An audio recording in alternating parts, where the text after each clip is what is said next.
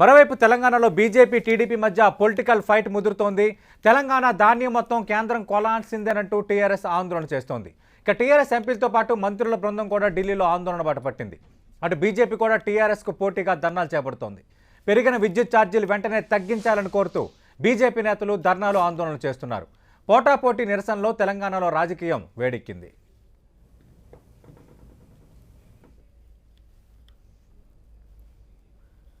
ఇక హర్యానా తరహాలోనే తెలంగాణలో కూడా కేంద్రమే ధాన్యం సేకరించాలని డిమాండ్ చేస్తున్నారు టీఆర్ఎస్ ఎంపీ బడుగుల లింగయ్య.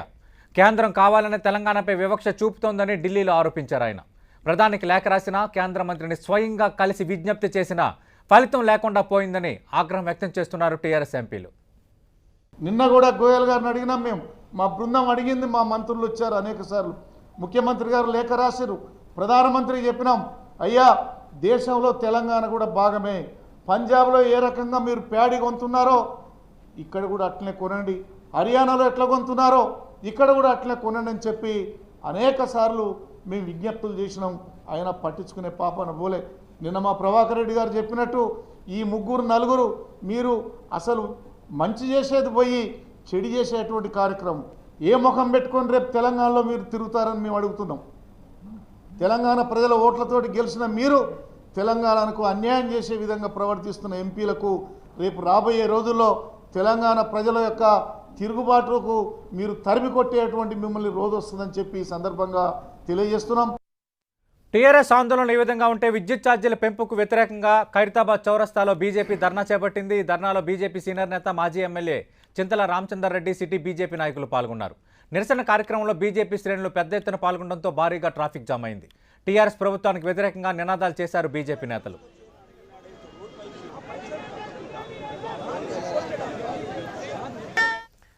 రైట్, ఇదే అంశంపై మాట్లాడడానికి 10 టీవీ లంచ్ అవర్ డిబేట్లో పాల్గొంటున్నారు టీఆర్ఎస్ నేత, కొత్తగా Telangana state school education and infrastructure development corporation చైర్మన్గా పదవి పొందిన శ్రీధర్ రెడ్డి గారు ముందుగా మీకు 10 టీవీ తరఫున ప్రత్యేకంగా శుభాకాంక్షలు.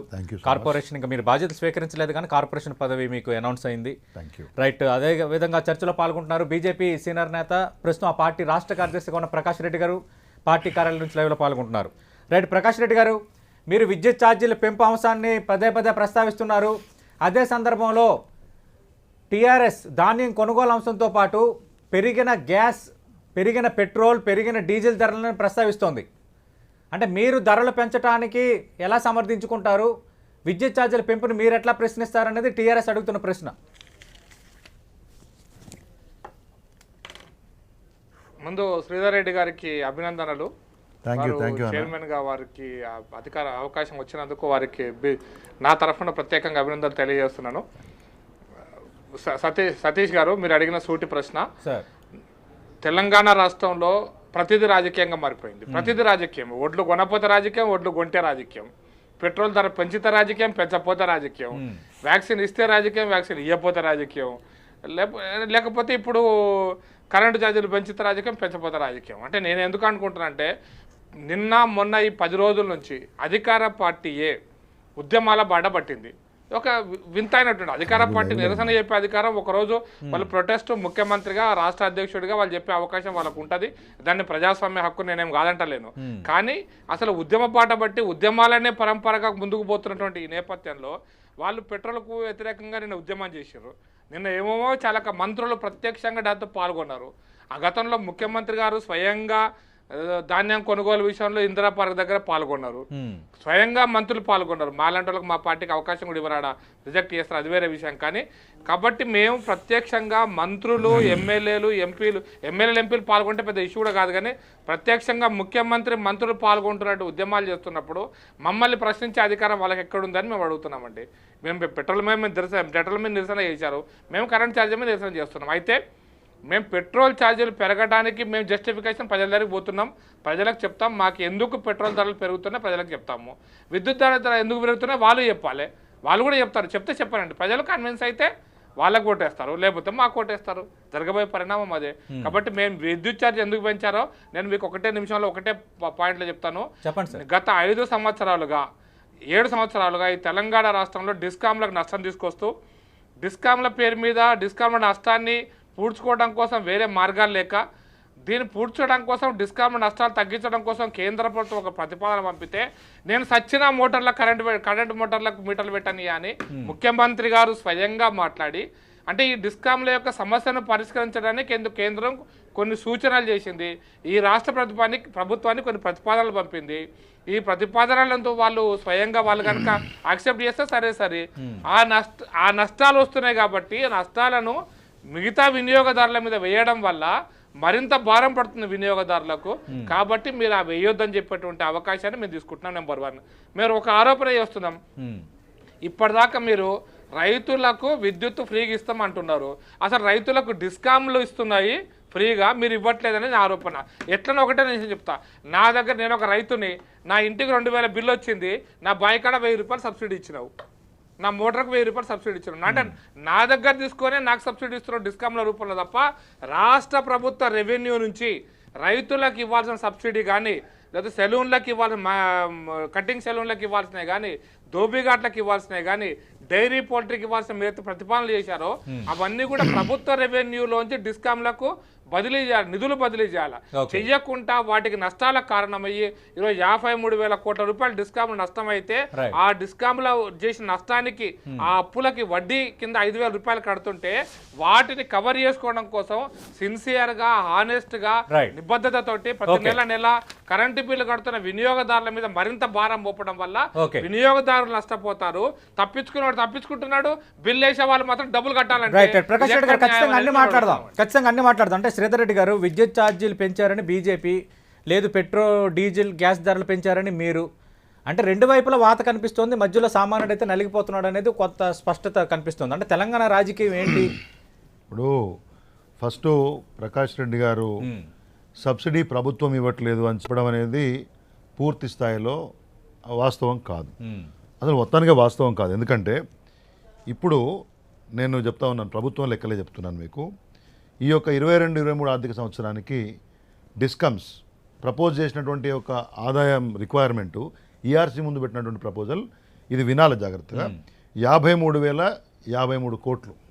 ఈఆర్సీ ఏం చేసింది, ఇవంతా కుదరదు, మీరు 48,708 కోట్ల రూపాయలతో మీరు సరిపుచ్చుకోమని చెప్తే దాంట్లో వచ్చినటువంటి గ్యాప్ని 16,866 కోట్లు, ఈ గ్యాప్ మాకు ఎట్లా సమకూరుస్తారు అని చెప్పేసి ఈఆర్సీని వారు అడిగినప్పుడు మీకు టోటల్గా 5,596 కోట్లు మాత్రమే పెరిగిన ఛార్జీలు, ప్రభుత్వం ఇచ్చే సబ్సిడీ 8,221 కోట్ల 17 లక్షలు. ఓకే, ఈ సబ్సిడీలో పోయిన ఆర్థిక సంవత్సరం ప్రభుత్వం ఇచ్చినటువంటి ఒక సబ్సిడీ, ఈసారి ఈ సంవత్సరం పెంచిన సబ్సిడీ మాత్రమే 2,280 కోట్ల 73 లక్షలు.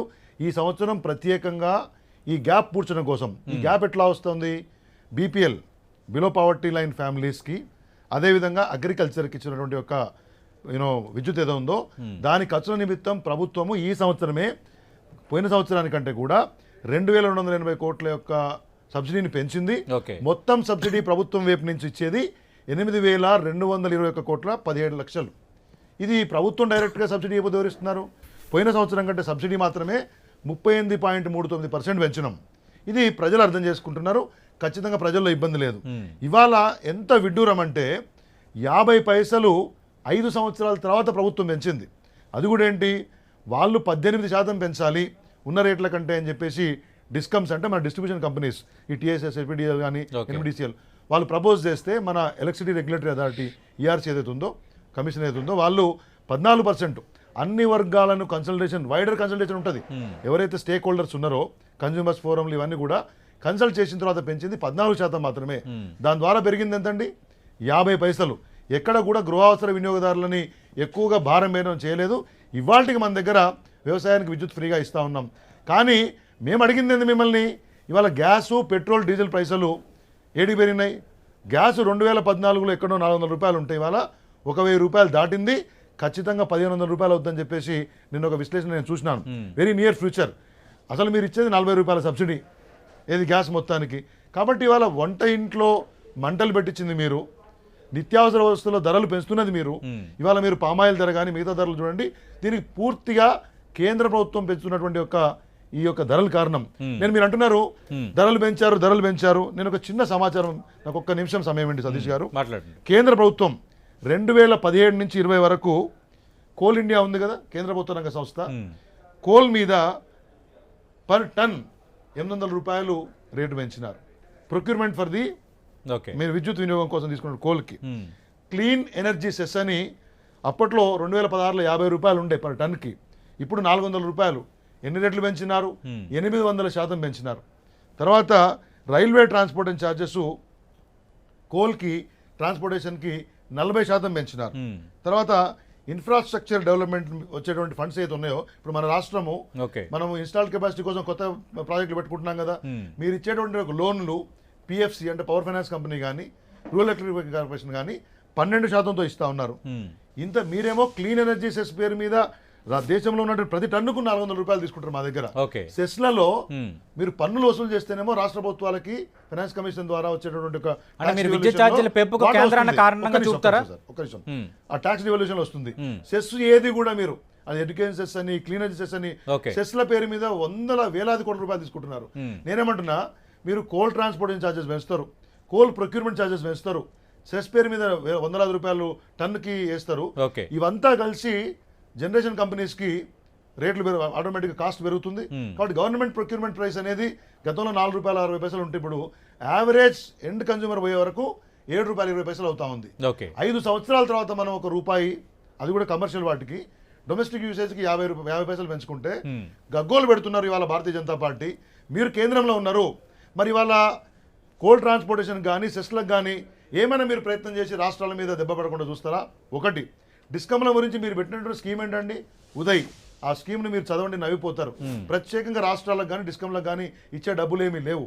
ఇవాళ ఏదైతే ఈఆర్సీ ముందు వచ్చినటువంటి ప్రతిపాదనలను పద్ధతిగా మదింపు చేసిన తర్వాత స్వల్ప 5 సంవత్సరాలకు 50 పైసలు పెంచితే అది కూడా డిస్కమ్లు ఎక్కువ నష్టాలకు పోతే ఇబ్బంది అవుతుందని ఇంత గొడవ చేస్తున్నారు. ఎవరిది ప్రజాస్వామికమైన పద్ధతి, ఎవరిది అప్రజాస్వామికము, ఎవరు ప్రజలను ఇబ్బంది పెడతా ఉన్నారు? రెండోది, వాళ్ళు ఇంతకుముందు వారు మా మంత్రులు పోతాం, మంత్రులు పోరా, మా నిరంజన్ శేఖర్ రెడ్డి గారు కానీ, ప్రశాంత్ రెడ్డి గారు కానీ, అజయ్ కుమార్ గారు కానీ, మిగతా మంత్రులు కానీ వాళ్ళు ఎవరి కోసం పోయినండి? మా ధాన్యం కొనండి, పంజాబ్ లో కొంటావు ధాన్యం, తెలంగాణలో ధాన్యం కొనవు. తెలంగాణ రైతులకు నూకలు అలవాటు చేయండి, ఆదత్ కరో ఆప్కే ఆవాంకో, మీ జనాల్ని నూకలు తిని. మా ఎండాకాలం నిరంజన్ రెడ్డి గారు మా వ్యవసాయ శాఖ మంత్రి, మా ఎండాకాలం మిల్లు పట్టిస్తే నూకలు వస్తాయండి, అయినా మాకు నూకలు వస్తాయో ఏదొస్తాయో మాకు సంబంధం లేదు. సీఎం గారు ఏం చెప్పినారు? పంజాబ్ లో ఒడ్లు కొంటున్నావు, నా దగ్గర ఒడ్లు కొను, మీరు మేము ఎక్కువ కొనమంటేనే 55 లక్షలు 60 లక్షలు ఉండేటటువంటి ఒక విస్తీర్ణం 30 లక్షలు తగ్గించినాము. మీ బండి సంజయ్ గారే ప్రభుత్వం మెడలు కొంచి పంజాబ్ కి తెలంగాణకి ఒకటే రూలు, ఏమంటున్నా, కిషన్ రెడ్డి గారు కేంద్ర మంత్రిగా ఉన్నారు, నిన్న సమావేశానికి వారు పోలేదు, వారి కారణాలేంటో నాకు తెలియదు. మీరు మీ 3 ఎంపీలు, మీ రాష్ట్ర శాఖ అధ్యక్షుడు కూడా ఎంపీనే, పోయి మా మంత్రులకు బాస్గా ఉండి తెలంగాణ రైతాంగం కోసము మొత్తం ధాన్యాన్ని కొనిపించండి. ప్రకాష్ రెడ్డి గారు, విద్యుత్ ఛార్జీల పెంపు 5 సంవత్సరాల్లో 50 పైసలతో చాలా స్వల్పంగా విద్యుత్ ఛార్జీలు పెంచితే 10 రూపీ ఎక్కడి నుంచి? దాన్ని అనవసర రాజకీయం చేస్తుంది భారతీయ జనతా పార్టీ. అసలు విద్యుత్ ఛార్జీలు ఈ స్థాయిలో కూడా పెంచడానికి కారణం కేంద్ర స్థాయిలో మీరు తీసుకుంటున్న నిర్ణయమే. అటు కోల్ నుంచి మిగతా విషయాల పరంగా కానీ, అలాగే ఉదయ పథకం కింద మీరు ఇవ్వాల్సిన సబ్సిడీలు ఇవ్వకపోవడం కానీ, ఇవన్నిటి వల్లనే విద్యుత్ ఛార్జీల పెంపు నిర్ణయం తీసుకోవాల్సి వచ్చిందంటున్న శ్రీధర్ రెడ్డి గారు. నేను శ్రీధర్ రెడ్డి గారు కోల్ గురించి మాట్లాడారు, ముందు దానికి సమాధానం చెప్తాను. భారతదేశంలో ఇప్పుడున్నటువంటి పవర్ జనరేషన్ కంపెనీస్, అది ప్రైవేట్ సెక్టారా గవర్నమెంట్ సెక్టారా సెమీ గవర్నమెంట్ అవి పక్కన పెడితే, ఇండోనేషియా నుంచి కోల్ తెప్పించుకుంటున్నాం, మనం ఆస్ట్రేలియా నుంచి కోల్ తెప్పించుకుంటున్నాం. అన్ని తెప్పించుకొని మనం కృష్ణపట్నం పోర్టు కట్టిందే పవర్ ప్లాంట్స్ కోసం అని మీకు అందరికీ గుర్తు ఉంటే రాజశేఖర రెడ్డి కాలం నుంచి నడుస్తున్నటువంటి ఒక కార్యక్రమం ఇవన్నీ కూడా. ఎక్కడైనా జెన్కోలు, మీరు ఈ రాష్ట్ర ప్రభుత్వం అవినీతి కుంభకోణంలో కూరిపోయి జెన్కోల దగ్గర నుంచి ఇప్పుడున్నటువంటి రేట్లో hour to hour day to day basis మీద కొనే పరిస్థితులలో కేంద్ర ప్రభుత్వం సౌత్ గ్రిడ్ నార్త్ గ్రిడ్ని కలిపిన తర్వాత రామగుండంలో ఎన్టీపీసీ నుంచి 4,000 మెగావాట్ అదనపు ఉత్పత్తి చేయడం మొదలుపెట్టిన తర్వాత ఇవన్నీ కూడా కేంద్ర ప్రభుత్వం ఎన్టీపీసీ ద్వారానో మీ రాష్ట్ర ప్రభుత్వానికి ఇస్తున్నటువంటి రేటు యూనిట్ ఏమైనా పెంచిందా? అది చెప్పండి. మీ జెన్కో ఎన్టీపీసీ కూడా తయారు చేస్తుంది కదా, పవర్ తయారు చేస్తుంది కదా, కేంద్ర ప్రభుత్వం అధీనంలో సంస్థనే కదా. అదేమన్నా మీకు జెన్కో తెలంగాణ ప్రభుత్వానికి ఇచ్చేటువంటి ఎలక్ట్రిసిటీ యొక్క దాని ఛార్జెస్ ఏమైనా పెంచిందా? లేకపోతే ప్రైవేట్ కంపెనీలు మీరు అవర్ టు అవర్ బేస్ మీద ఇవన్నీ మధ్యప్రదేశ్ ఛత్తీస్గఢ్ నుంచి కూడా వస్తుంటే గతంలో ముఖ్యమంత్రి గారు చెప్పారు కదా, గోదావరికి ఇక్కడక్కడ అడ్డంగా వేసేస్తాయి అనేది. ఇది ఒక పాయింట్. అయితే రెండోది ఏంటంటే తెలంగాణ రాష్ట్రంలో రాష్ట్ర ప్రభుత్వం 2014లో వచ్చింది, ఇవాళ 22లో ఉన్నాము. మీరు AT&C లాసెస్ ఏవైతే ట్రాన్స్మిషన్ అండ్ కమర్షియల్ లాసెస్ని ఈ రోజు వరకు కూడా 29%, 28% దేశంలోనే హైయెస్ట్. ఎందుకు జరుగుతుంది రాష్ట్రంలో ఎప్పుడు అధ్యయనం చేశారా? 15% దేశంలో నేషనల్ యావరేజ్ 16% ఉంటే, గుజరాత్ లాంటి రాష్ట్రాల్లో 12% ఉంటే, మీకు ఇక్కడ 29% మీకు కమర్షియల్ లాసెస్ వస్తున్నాయంటే ఈ లాస్కు కారణం ఎవరు అంటే ఎవరో చౌర్యం చేస్తే ఆ చౌర్యాన్ని మీరు ఆపలేనటువంటి అసమర్థ రాష్ట్ర ప్రభుత్వము కట్టేటువంటి వాళ్ళ మీద వేస్తున్నారంటే ఇది ఎవరి దౌర్భాగ్యం అండి? మాదా? మీ అసమర్థత, ఈ ప్రభుత్వం యొక్క రాష్ట్ర ప్రభుత్వం యొక్క అసమర్థతలో కమర్షియల్ లాసెస్ ఆపలేరు, ట్రాన్స్మిషన్ లాసెస్ తగ్గించుకోలేరు, కొత్త ట్రాన్స్ఫార్మర్లు కొత్త సబ్స్టేషన్ల ద్వారా ట్రాన్స్మిషన్ లాసెస్ ఆపలేరు. దీనికి కారణం మమ్మల్ని చూపిస్తే ఎట్లా అండి? నెంబర్ 2. నెంబర్ 3 నేను క్లారిటీ చెప్తున్నా, మీరు అలొకేషన్ ఆఫ్ ది బడ్జెట్ చూపిస్తున్నారు కానీ మీరు సకాలంలో ట్రాన్స్ఫర్ చేయకపోవడం మూలంగా, నేను ఇంకో లెక్క చెప్తా, తెలంగాణ డిస్కామ్లు ఆంధ్రప్రదేశ్ ఉన్నటువంటి జెన్కో కంపెనీస్కి, విద్యుత్ ఉత్పత్తి కంపెనీలకు వీళ్ళ మనీ ఇవ్వాలా, ఆ విద్యుత్ ఉత్పత్తి కంపెనీలు సింగరేణికి పైసలు ఇవ్వాలా. ఇవన్నీ బుక్ అడ్జస్ట్మెంట్ అంటే మీరు మాకు ఇస్తే మేము ఇస్తామని చెప్పి ఆ కంపెనీ లెటర్ రాస్తే సింగరేణికి, సింగరేణి వాళ్ళు మీరు ఇస్తారా ఇయ్యారా అంటే ఆ కంపెనీ లెటర్ రాస్తే మాకు 6,000 కోట్లు మీ తెలంగాణ ప్రభుత్వం నుంచి రావాలి, వాళ్ళు ఇస్తే మేము ఇస్తామన్నారు. ఎందుకు చెప్తున్నా అంటే మీరు వ్యవస్థను, విద్యుత్ వ్యవస్థ నడపడంలో ఈ రాష్ట్ర ప్రభుత్వం దాన్ని ఒక ఇండిపెండెంట్ గా అటానమస్ నడపకుండా దాంట్లోనే రాజకీయాలు చేసి దాంట్లోనే ప్రకాష్ రెడ్డి గారు లెక్కలు ఎలా ఉన్నా జరుగుతున్న చర్చ ఏంటంటే ఒక నిమిషం శ్రీధర్ రెడ్డి గారు, లెక్కలు ఎలా ఉన్నా జరుగుతున్న చర్చ ఏంటంటే వడ్లు కొనాలని అటు టీఆర్ఎస్ ఆందోళన, విద్యుత్ ఛార్జీలు పెంచారు అవి తగ్గించాలని మీరు ఆందోళన. అంటే మీరు తీసుకుంటున్న నిర్ణయాలు అటు గ్యాస్ ధర పెంపు కానీ పెట్రోల్ డీజిల్ ధర పెంపు కానీ అది సామాన్యుడు నడ్డి విరిచేదే, అలాగే కరెంటు ఛార్జీలు మధ్య ధరపై ఇంపాక్ట్ చూపించేవే. అంటే ఫైనల్గా ఒక పొలిటికల్ మైలేజ్కి రెండు పార్టీలు ప్రయత్నం చేస్తున్నాయి కానీ ప్రజల కోసం పట్టించుకోవట్లేదు అనేది ప్రధానంగా వినిపిస్తున్న ఆరోపణ, విమర్శ. ప్రకాష్ రెడ్డి గారు, శ్రీధర్ గారు ఒకటే నిమిషం సమాధానం చెప్తాను సార్. వడ్ల విషయంలో నేను మళ్ళీ క్లారిటీ చెప్తున్నా, పంజాబ్లో కూడా అగ్రికల్చర్ ప్రొడ్యూస్ మార్కెట్ కమిటీ 1961 చట్టం ప్రకారము మార్కెట్ యార్డ్లోకి రైతులు తీసుకొస్తే మార్కెట్ కమిటీలో మండీలలో వడ్లు కొని రైస్ మిల్లో వేసిన తర్వాత అప్పుడు మాత్రమే FCIకి బియ్యం పోతాయి. పంజాబ్లో వేరే కొత్త వ్యవస్థ లేదు.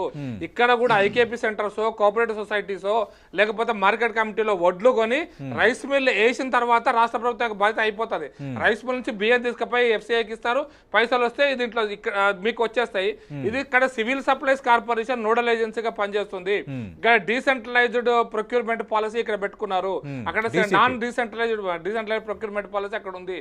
కాబట్టి మీరు వ్యవస్థలు మార్చుకుంటే, మీరు ఏదో ఒక రకంగా రైతులను ఆదుకోవడానికి మీరు వ్యవస్థలు మార్చుకుంటే ఇబ్బంది లేదు. నెంబర్ 2, నూకలు తినమని ఎవరు చెప్పలేదండి, మళ్ళీ మీరు చెప్తున్నా మరి అబద్ధ ప్రచారాన్ని బయట చేస్తున్నారు. పారాబాయిల్డ్ రైస్ వస్తాయి తెలంగాణలో, నూకలు తినడం అలవాటు చేయండి మీ ప్రజలకని ఆయన అన్నారన్నది టీఆర్ఎస్ ఎంపీ పాయింట్ అవుట్ చేస్తుంది.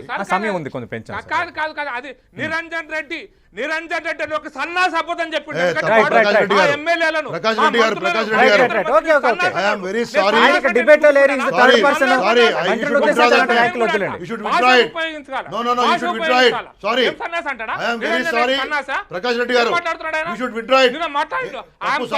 శ్రీధర్ రెడ్డి గారు నిరంజన్ రెడ్డి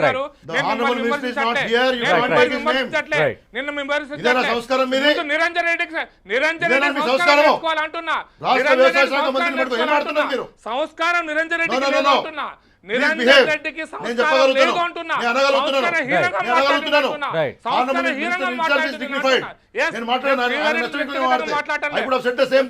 వ్యక్తిగతంగా మాట్లాడాలి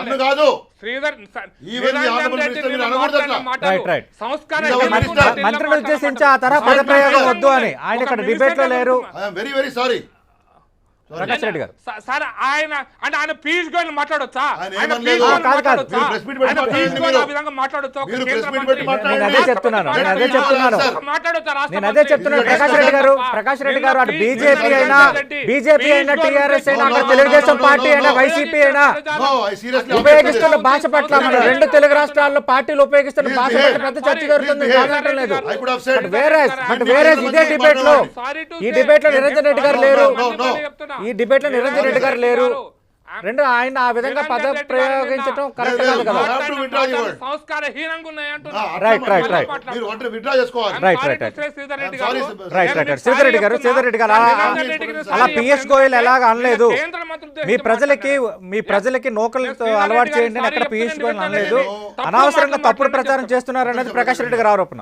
నేను రెండు విషయాలండి. ఒకటి కాదు పదాలు కూడా నిన్న నేను మాట్లాడతాను. ఉపయోగించిన రైట్, పదాలు రైట్. కూడా ప్రకాష్ రెడ్డి గారిని అడిగారు. మీ టర్న్ అయిపోయింది. ప్రకాష్ రెడ్డి గారు మీ ప్రశ్న Let me అడిగారు. answer. Please, please. Let me answer from the government Let him side. speak. Let him speak. Please. మీరు ఆలోచించండి. Let him Sridhar answer, Reddy గారు. please. మీరు Let ఆలోచించండి. him answer, please. Hold for a Prakash minute, Reddy boss. గారు. I listen to you. నేను మీ ప్రశ్నలు అడిగాను. ఆలోచించండి అని చెప్తున్నా. నేను మీరు సంధించిన ప్రశ్నలు అడిగాను శ్రీధర్ రెడ్డి గారికి సమాధానం I only తీసుకోండి. will answer. I don't go into unnecessary please issues. మాట్లాడండి. నేనేమంటున్నానంటే ఒకటి వాళ్ళు ఏం చెప్పిండ్రు, మీ యొక్క డిస్కమ్స్ లాస్లు కావడానికి మీరు కారణం అని చెప్పిండ్రు. నేను ప్రొక్యూర్మెంట్ పాలసీ నుంచి మొదలుపెట్టి మీ ట్రాన్స్పోర్టేషన్ సెస్లు అన్ని చెప్పినాను. మీ దగ్గర సమాధానం లేదు. ట్రాన్సిషన్ లాసెస్ గురించి మాట్లాడుతున్నారు. అంటే విద్యుత్ పంపిణీలో విద్యుత్ యొక్క ట్రాన్సిషన్కి సంబంధించి దాంట్లో 15% కంటే ఎక్కువ ఉండే దగ్గర ఇబ్బందుల దగ్గర మీరు తీసుకోండి, తీసుకోకపోతే నివారణ చర్యలు దండిస్తామనే విషయాన్ని కూడా నేను ఈఆర్సీ చెప్పింది. The government is trying it's best.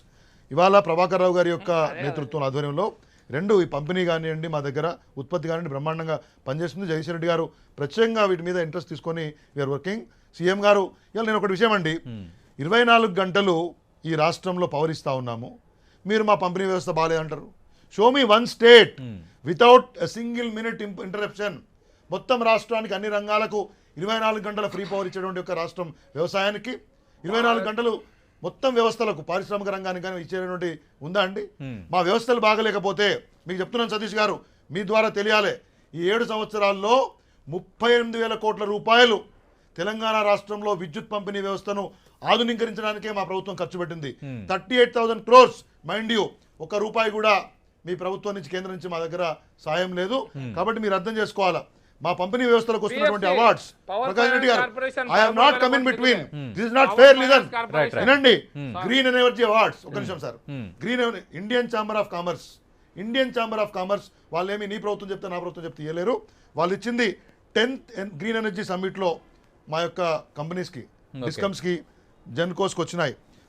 2nd green Urja సమ్మిట్లో మా ఎఫిషియన్సీ ఆఫ్ ది డిపార్ట్మెంట్స్కి అవార్డులు ఇచ్చినారు. గోల్డ్ విభాగంలో టాప్ డిస్కమ్స్ అని, రెన్యూవబుల్ ఎనర్జీలో మాకు అవార్డ్స్ వచ్చినాయి. రెన్యూవబుల్ ఎనర్జీ విభాగంలో ఇన్నోవేషన్ అంటే నూతన ఆవిష్కరణలు, ఆ విధంగా జ్యూరీ ఛాయిస్లో కూడా అంటే ఎవరైతే జడ్జెస్ ఉన్నారో ఆ ఛాయిస్లో కూడా మా పంపిణీ సంస్థలకి బ్రహ్మాండమైన అవార్డులు వచ్చినాయి. This our performance under the leadership of CM KCR గారు. మీరు అది చెప్పకుండా, కాబట్టి నేనే ఆ విషయం అయిపోయిందా.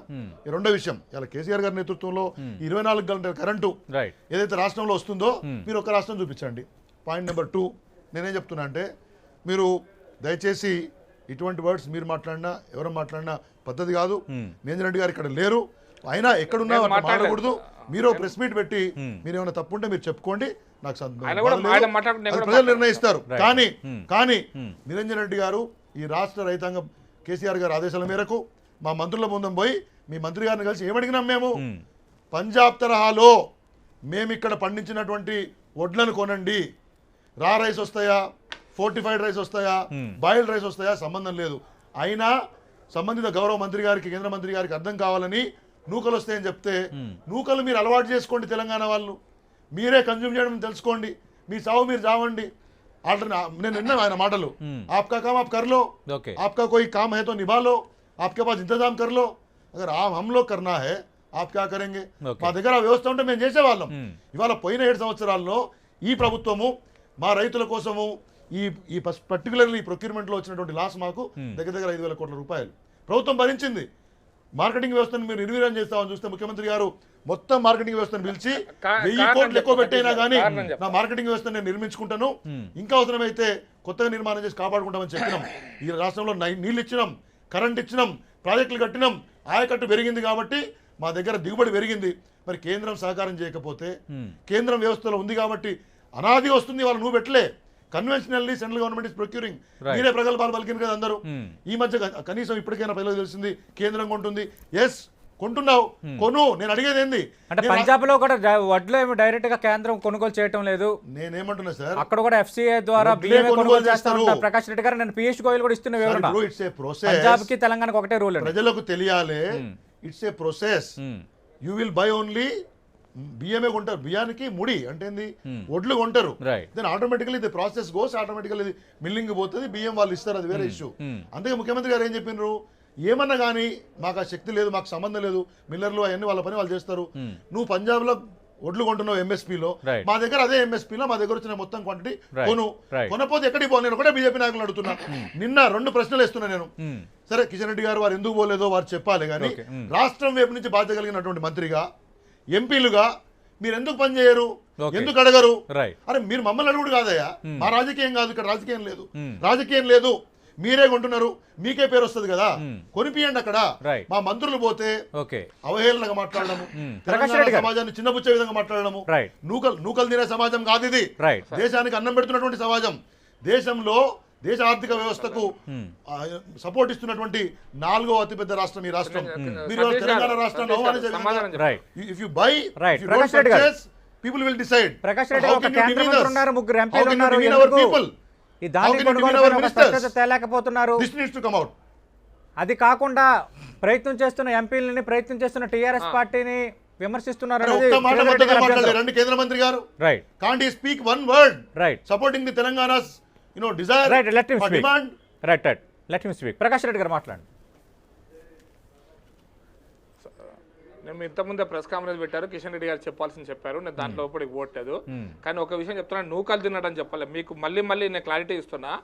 గతంలో ఒక పార్లమెంట్లో లేవనెత్తిన అంశంలో ఒరిస్సా అతను కూడా లేవనెత్తితే పారాబాయిడ్ రైస్ మా దగ్గర కూడా పండుతాయి, ఏం చేస్తారంటే మీ సొంత కన్జంప్షన్ అవసరం ఉంటే మీరు వాడుకోండి అని చెప్పారు. అక్కడ కూడా వాళ్ళు వాడుకుంటున్నారు.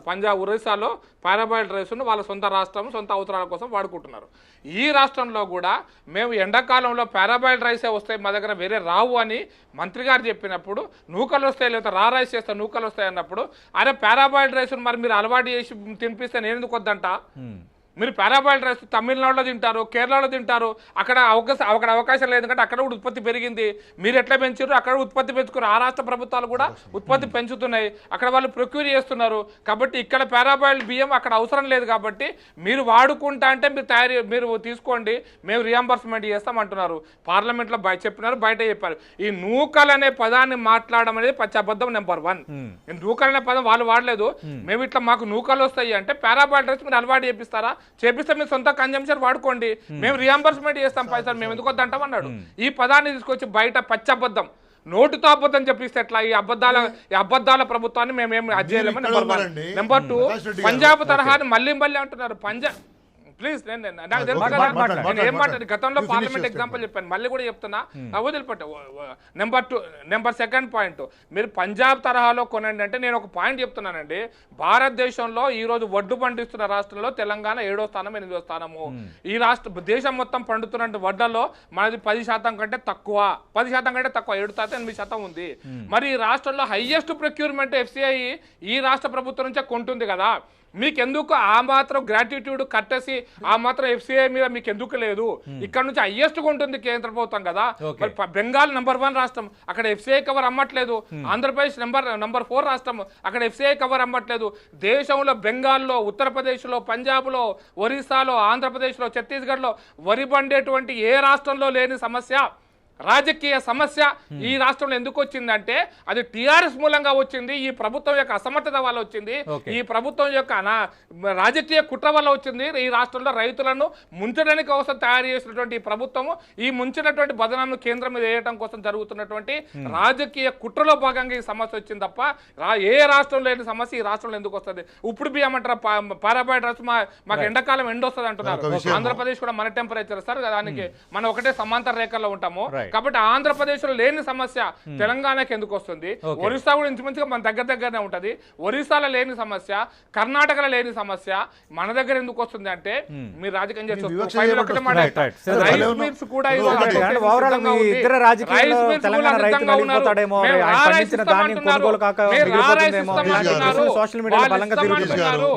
సతీష్ గారు మీరు ఇస్తామంటున్నారు రైస్ మీద. ప్రకాష్ రెడ్డి గారి మీద అయిపోయింది. నేను ఒకటేమంటున్నా అంటే, రైతుల ప్రయోజనాలు రక్షించడం కోసము రాష్ట్ర ప్రభుత్వ బాధ్యతగా గౌరవ ముఖ్యమంత్రి గారు కానీ, మా మంత్రుల బృందం కానీ, కేంద్ర మంత్రులను కలిసి మా రైతు పండించిన ప్రతి గింజను కొనాలి అని అడగడం రాజకీయం అయితే మాది రాజకీయమే. రైతుల ఆవేదన మా ఆవేదనే కాబట్టి, మా బాధ్యత కాబట్టి, ప్రభుత్వం బాధ్యత కాబట్టి సీఎం గారు ప్రత్యేకంగా దీన్ని మీరు కేంద్రం ముందుకు తీసుకపోతే అది రాజకీయం అయితే మాది రాజకీయమే. కేంద్రం నేను అడుగుతున్నా, నన్ను చెప్పనియండి. రాజకీయం ఎవరు చేస్తున్నారండి? మా దగ్గర ఓట్లు కొనకుండా నువ్వు రాజకీయం చేస్తున్నావు. మమ్మల్ని వివక్షతో చూసి, మమ్మల్ని ఇరుకున పెట్టి, తద్వారా ప్రభుత్వాన్ని బదనాం చేసి, నువ్వు నీళ్ళు ఇచ్చినావు కాబట్టి నేను పండించిన నీ నష్టం నీ వల్ల అయిందని మమ్మల్ని ప్రజలు అనాలని చెప్పేసి ఇవాళ మీరు చేస్తున్నటువంటి ఒక కుట్ర ఇది. నేను అడుగుతున్న ప్రకాష్ రెడ్డి గారికి స్టాటిస్టిక్స్ చెప్పదలుచుకున్నా. మీరు ఒకటే నిమిషం, నేనేమంటే ఒక నిమిషం సమయం అండి దయచేసి ప్రజలకు పోవాలి.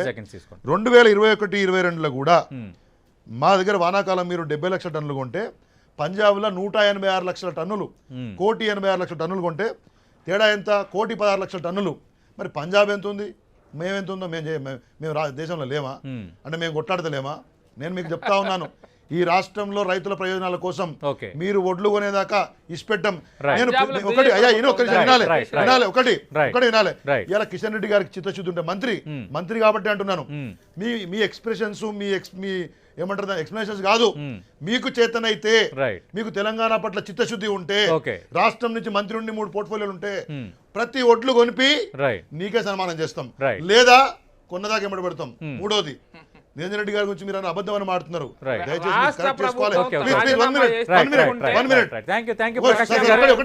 సుదీర్ఘకాలం ఉద్యమకారుడు, ఒక న్యాయవాదిగా అనుభవం ఉన్నవాడు, 30-40 ఏళ్ళ రాజకీయ జీవితం ఉన్నవాళ్ళు, రాష్ట్ర కేబినెట్ మంత్రి ఉన్నటువంటి ఒక వ్యక్తిని మీరు అబద్ధం చెప్తున్నారని మాట్లాడితే నిజమేంది అబద్ధమేంది నెంబర్లు తెలుస్తున్నాయి.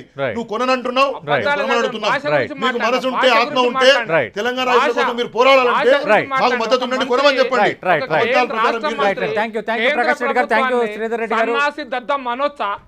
ఇది తెలంగాణ టీఆర్ఎస్ వర్సెస్ బీజేపీ మధ్య జరుగుతున్న రాజకీయ యుద్ధంపై, అలాగే మైలేజీ గేమ్ పై 10 టీవీ లంచ్ అవర్ డిబేట్.